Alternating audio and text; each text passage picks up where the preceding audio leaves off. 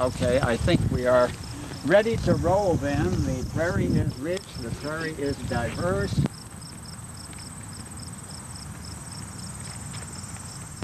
And the composite family is the winner in the month of August. This is the sawtooth sunflower. It can get up taller than your head, and quite often it's attacked by what we call a crown gall, giving you a doubling effect to the flower. This is helianthus, and I always give word origins because people say, what does helianthus mean? Well, it means sunflower. Where was helium discovered? On the sun. Helios, you say. Anthus is always flower. So it's simply telling you it's a sunflower. The second name, Grossus serratus, means big teeth. And the guy who named it probably wasn't really the world's best botanist, but there are some teeth on these leaves. And a leaf is serrate if it has teeth that point forward, like the leaf edges here. Gross is big in German and other language. You order a gross, you're ordering much more than a dozen. If you order a lot of food, you are a grocer. You may spell it G-R-O-S-S-E-R, and we changed that. But at any rate, the whole name is meaningful. Here's a double sunflower caused by a gall, right here. Now the second composite has a very strong odor when you take the flower head and break it. I call it a strong scent of anise, although everyone disagrees with their neighbor on what an odor really smells like. But this is the prairie cone flower, and you'll notice that that thing is sort of cone-shaped. And you'll notice that what would look like petals down here, the ray flowers, are actually flowers. That's hard to get across, but when they produce a seed-like fruit, then you have to realize that they were flowers. Petals will never do that. And that's the secret of the composite family. And even the central ones will produce flowers. There are two kinds of flowers. In the center are other tiny flowers, and many of the fruits on this plant will be from the center. So this is the prairie cone flower, a composite, and allowed Dr. Fernald, the distinguished author of Gray's Manual, edition 8, to come out with his full sense of humor. He noted that the genus name was Retibida, and he puts always the definitions of the term, but he was stumped on this one because it was named by the most eccentric botanist of all time, Rafinesque. Rafinesque was so eccentric he would go to Audubon and describe a fictitious animal so Audubon could paint it. That's the kind of guy he was. Well, anyway, if you look up Gray's Manual, Retibida, he says, the meaning of this name, like most of the work of its author, is not clear. Pineta, which is the second name, means feather-like. Pinna is a feather. We get our word pennant, and you used to write with the old quill pen if you go back to George Washington, and that, of course, was a feather pen. Now, the third one is this tall plant now in full bloom, and that's a genus you all know because you all know from the nursery catalogs, the genus Coreopsis, which is in the nursery catalog a shorter plant and a little more showy. But this one is the tall Coreopsis, can get over your head. Coreopsis, which means resembling a bug. And if you look at the fruit of a Coreopsis, which looks like a seed, it looks sort of like a flattened bug. And so that was a good name for it. Opsis always means resembling or looking like a bug. Tripteris is simply, pteris is wing, or in this case, leaflets. You'll notice there are 3 leaflets for each leaf on Coreopsis tripteris. Right here's a good plant which will illustrate that. And each leaf is opposite the other one. So you have a total of 6 leaflets at any joint. 3 leaflets here and 3 leaflets there. But some botanists allude that they're like wings and think of helicopter. Say the P-T-E-R in helicopter means wing. And tri, just 3. And that is Eupatorium altissimum, the tall bone set. Now, here we run across a personal name. Eupatorium is named for a person, but altissimum means the tallest. Altus is tall. Altimeter, you see, you measure heights. Altitude, you're measuring height. Where do you put a religious shrine? Up on top of the mountain, so it's called an altar. You see, it's high. And the isthmus thing is just the superlative. It means the tallest of the Coreopsis, you say. One is a goldenrod right here in the genus Solidago, and you don't dare name a goldenrod 8 feet away. You've got to get your hand lens out because there's probably a couple dozen of these things in the Chicago area, and it's easy to miss them if you don't look at the little hair or something like that. So, by the way, is this a tiger swallowtail coming in? See it here? They have a little tail on the wing, hence the name swallowtail. Swallows, barn swallows, have a tail. They have a real swallowtail. An insect does not have a real swallowtail, but it's the one that's called the swallowtail. So much for that. Go over here and see if we can unravel the mystery of our goldenrod. The stem is smooth, and not too many goldenrods are absolutely smooth. Solidago gigantea, a name I don't like because it's not too giant, but I've seen it taller, smooth goldenrod. So we've got two, let's say there are 20 kinds. We have 18 to go. The liatris, or gay feather, which is the beautiful purple spike. It differs from most every other spike you will ever find in the world in that the oldest flowers are at the top. Take a look at your lily of the valley or speedwell in your garden. You'll find the lowest flowers are the oldest and the spike top is in bud.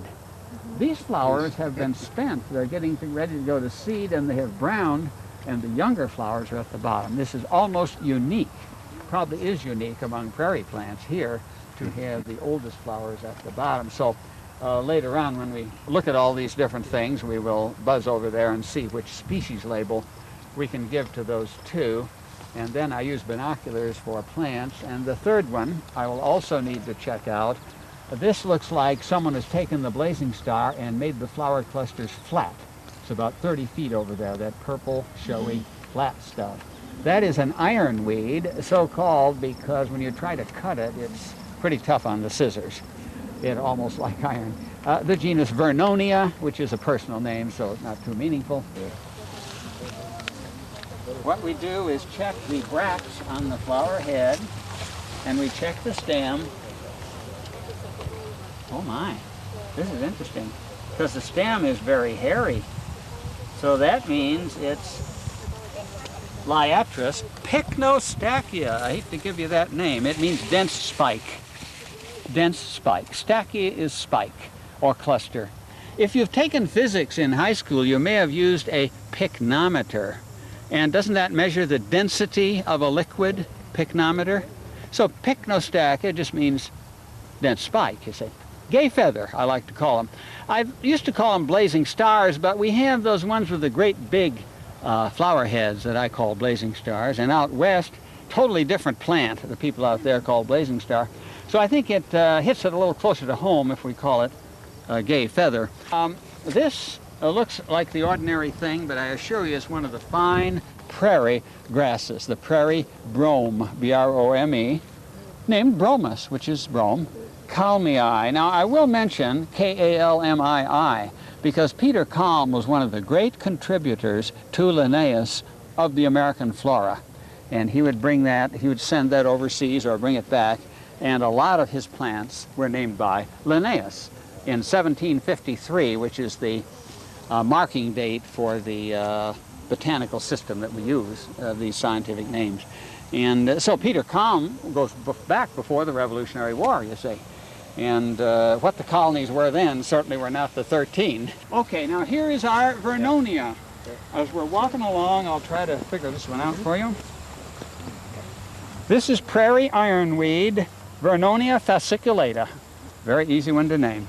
And it's a beautiful thing, the next door relative to Liatris. It has a similar flower structure.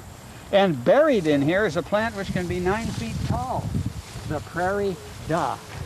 And you all know this genus Silphium.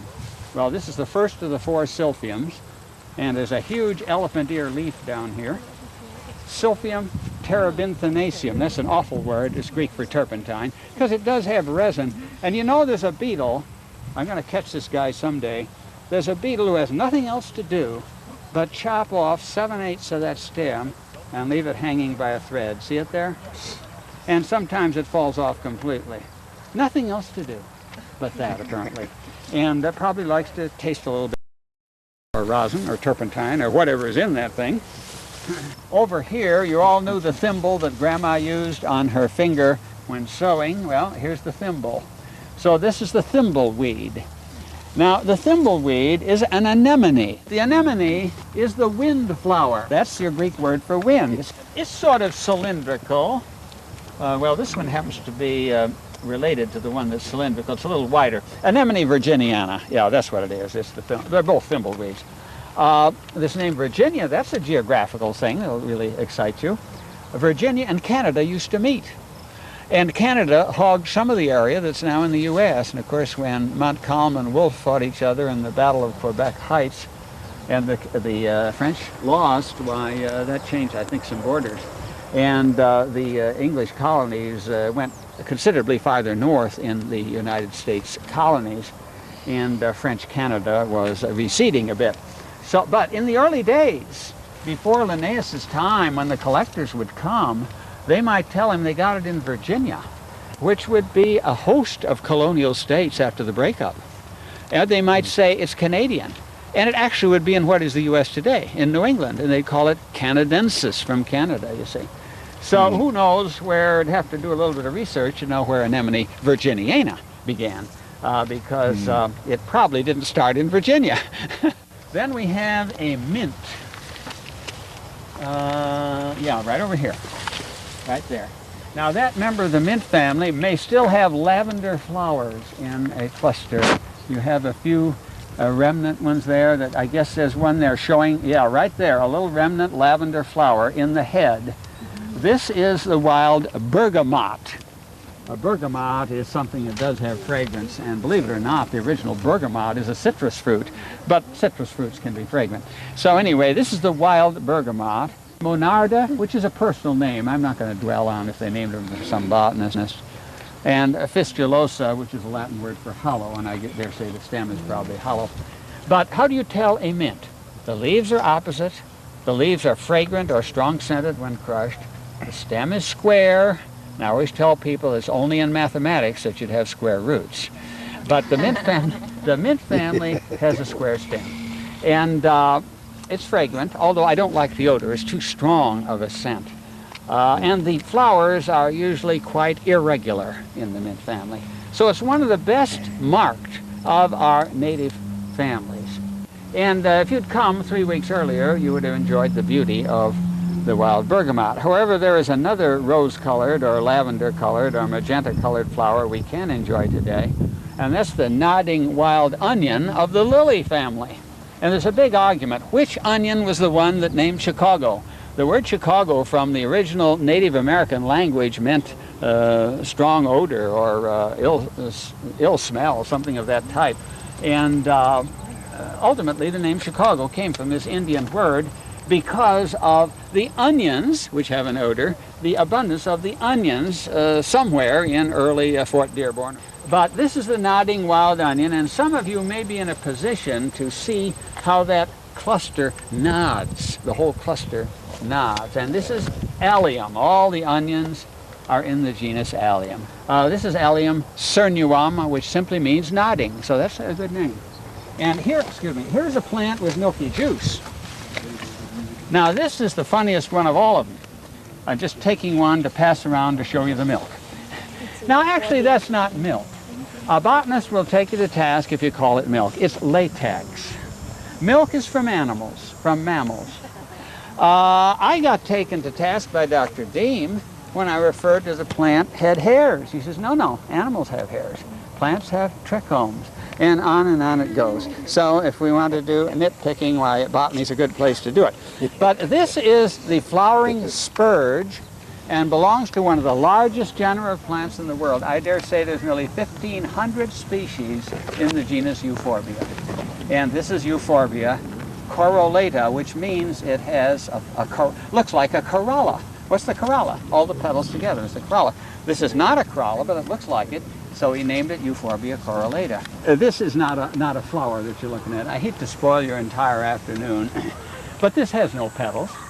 What you have here, and you have in much of Euphorbia, is a gland which has a flange on it, and the flange happens to be white and arranged in 5 around a circle to simulate a corolla.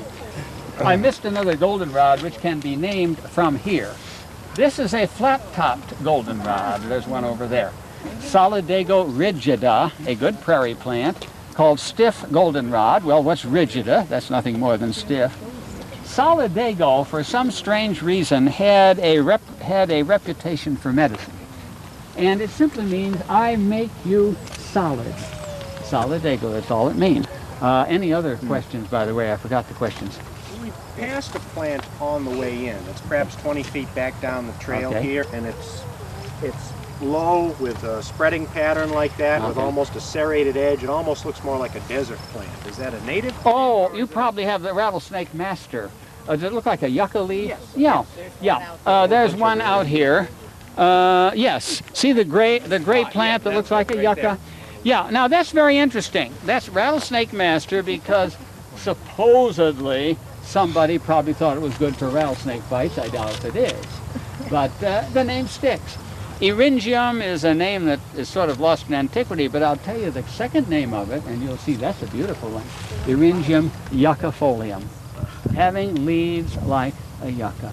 Now this grass, I want you to be careful about. That's this grass he's holding right here. You feel the roughness on the edge? It's wrong way grass. Wrong way grass, that's a good name for it. This is prairie cordgrass, Spartina pectinata, and is one of the, are called bread and butter plants of the prairies. What are the bread and butter plants? The perennial grasses. Switchgrass, big blue stem grass, Indian grass, prairie cordgrass. Those are the four biggies.